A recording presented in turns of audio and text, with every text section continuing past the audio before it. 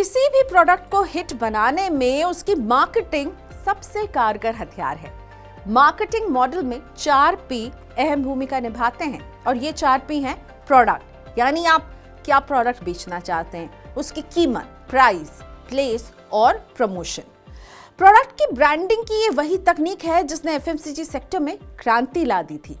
जैसे कि एफएमसीजी कंपनियों ने जब अपने शैम्पू के बड़े बड़े बॉटल्स को 1 और 2 रुपए के छोटे पाउच सैशे में बेचना शुरू किया। जब शुरुआत हुई तो सवाल बहुत थे, कौन खरीदेगा, ये चलेगा नहीं चलेगा। लेकिन इसके बाद क्या देखने को मिला कि सभी के हाथों में शैम्पू पहुंच गया, यानी आम लोगों के लिए शैम्पू खरीदना किफायती हुआ 1 और 2 रुपए के सैशे के तौर पर। अब मार्केटिंग के इसी सैशे फॉर्मूले को सिस्टमैटिक इन्वेस्टमेंट प्लान यानी सिप निवेश पर लागू करने पर विचार चल रहा है। मार्केट रेगुलेटर सेबी की चेयरपर्सन माधवीपुरी बुच ने कई बार ये सवाल पूछा है कि आखिर क्यों म्यूचुअल फंड उद्योग सिप की मिनिमम राशि जो है अभी 500 रुपए पर मंथ, इसे कम करके 250 रुपए पर क्यों नहीं ला सकती है। हाल ही में कई प्लेटफॉर्म में उन्होंने इसका जिक्र किया है और कहा है कि म्यूचुअल फंड उद्योग को एफएमसीजी कंपनियों से सीख लेनी चाहिए ताकि वो बड़े वर्ग की जरूरतों को पूरा करने के लिए अपने उत्पादों को कैसे किफायती बना सकते हैं। तो आइए समझते हैं कि 250 रुपए की सिप की शुरुआत निवेशकों और म्यूचुअल फंड कंपनियों को कैसे प्रभावित कर सकती है।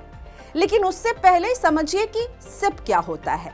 SIP systematic investment plan mutual fund में निवेश करने का एक तरीका है। इसमें आप हर महीने एक तय रकम योजनाबद्ध तरीके से यानी सिस्टमैटिकली निवेश करते हैं। ज्यादातर लोग सिप के जरिए इक्विटी में निवेश का विकल्प चुनते हैं। भले ही आप हर महीने छोटी ही रकम निवेश करें, लेकिन समय के साथ ये काफी बढ़ सकती है। सिप को इस तरह डिजाइन किया गया है कि जब शेयर बाजार ऊंचाई पर होगा तो आपको कम यूनिट मिलेंगी और बाजार के नीचे आने पर ज्यादा यूनिट आपको मिल पाएंगी। इस तरह से सिप बाजार के उतार चढ़ाव को मात दे पाता है और साथ ही में निवेश को एवरेज करने और रिटर्न के अनुकूल बनाने में मदद करती है। म्यूचुअल फंड में सिप के जरिए 500 रुपए प्रति माह से निवेश शुरू कर सकते हैं। हालांकि कुछ कंपनियां आपको 100 रुपए का भी सिप दे रही हैं। म्यूचुअल फंड उद्योग संगठन एम्फी के आंकड़ों के अनुसार देश में करीब 8 करोड़ 20 लाख सिप खाते हैं, जिनके जरिए निवेशक म्यूचुअल फंड की अलग अलग स्कीम्स में निवेश करते हैं। अब समझिए माइक्रो सिप क्या होती है। तो छोटे निवेशकों को अपनी ओर खींचने के लिए म्यूचुअल फंड उद्योग ने सिर्फ 100 रुपए की सिप की शुरुआत की है। ग्रामीण आबादी, कम आय वाले लोग, पॉकेट मनी पाने वाले छात्र और यहाँ तक कि बच्चे भी माइक्रो सिप के जरिए निवेश कर सकते हैं, कर भी रहे हैं, लेकिन इनकी संख्या बहुत कम है। हर महीने 100 से 500 रुपए बचाकर कोई भी व्यक्ति लंबी अवधि में बड़ा फंड भी तैयार कर लेता है। इससे बजट पर भी खास असर नहीं पड़ता है। ऐसे में छोटे निवेशकों के लिए माइक्रो सिप एक शानदार विकल्प है। कुछ फंड हाउसेस 100 रुपए की माइक्रो सिप दे रहे हैं, लेकिन ज्यादा नहीं। जो दे रहे हैं उनमें आईसीआईसीआई प्रूडेंशियल, आदित्य बिरला सन लाइफ और निप्पॉन इंडिया शामिल हैं।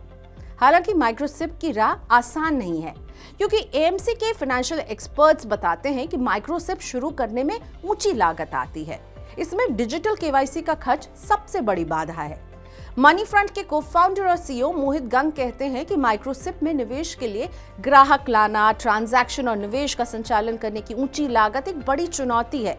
ऐसे में एएमसीज के लिए पे बैक यानी कमाई होने की अवधि काफी लंबी रहती है और इस स्थिति में माइक्रो सिप एएमसी के लिए एक फायदे का सौदा नहीं है और उन्हें व्यवहारिक नहीं लगता है। अगर कॉस्ट के फ्रंट पर कोई बीच का रास्ता निकाल लिया जाए तो ज्यादा संख्या में माइक्रो सिप शुरू किए जा सकते हैं। इस पहल से हम देखेंगे कि जो छोटे शहर, गांव और कस्बे के लोग हैं वो म्यूचुअल फंड में निवेश करना शुरू करेंगे, जिससे समाज के एक बड़े वर्ग के फाइनेंशियल इंक्लूजन यानी वित्तीय समावेश में मदद मिलेगी। हालांकि ऐसा करने के लिए माइक्रो सिप की लागत को कम करने के लिए रेगुलेटर और एएमसी को मिलकर कदम बढ़ाने होंगे, ताकि निवेशकों को हाई एक्सपेंस रेशियो यानी ऊंची लागत का बोझ ना उठाना पड़े। मोहित गंग कहते हैं कि माइक्रो सिप के सेगमेंट में एएमसी के लिए ऑपरेशनल और रेगुलेटरी कॉस्ट को कम करना बीच का रास्ता हो सकता है। माइक्रो सिप की लागत में कटौती की जरूरत है, तभी कंपनियां आगे आएंगी और इस सिप को ऑफर करेंगी। आखिरी तरीका यही बचता है कि एएमसी को इस निवेश पर ज्यादा शुल्क लेने की मंजूरी दी जाए, लेकिन अगर एएमसी ज्यादा शुल्क लेंगी तो ये सिप महंगी पड़ेगी। वैसे आपको बता दें कि भारतीय म्यूचुअल फंड उद्योग का आकार 50 लाख करोड़ रुपए के आंकड़े को पार कर चुका है, लेकिन जीडीपी के अनुपात में ये 15.8% ही है, जो ग्लोबल मार्केट के औसत 74% की तुलना में काफी कम है। इन आंकड़ों से संकेत मिलता है कि देश के म्यूचुअल फंड उद्योग को अभी एक लंबा सफर तय करना है। अगर माइक्रोसिप की शुरुआत सफल रहती है तो इससे बड़ी तादाद में लोग म्यूचुअल फंड में निवेश के लिए प्रेरित होंगे। माइक्रोसिप का आगाज म्यूचुअल फंड उद्योग के लिए अच्छे संकेत साबित हो सकता है, लेकिन हाँ, कॉस्ट एक बड़ी चुनौती है जिसका रास्ता ढूंढना पड़ेगा।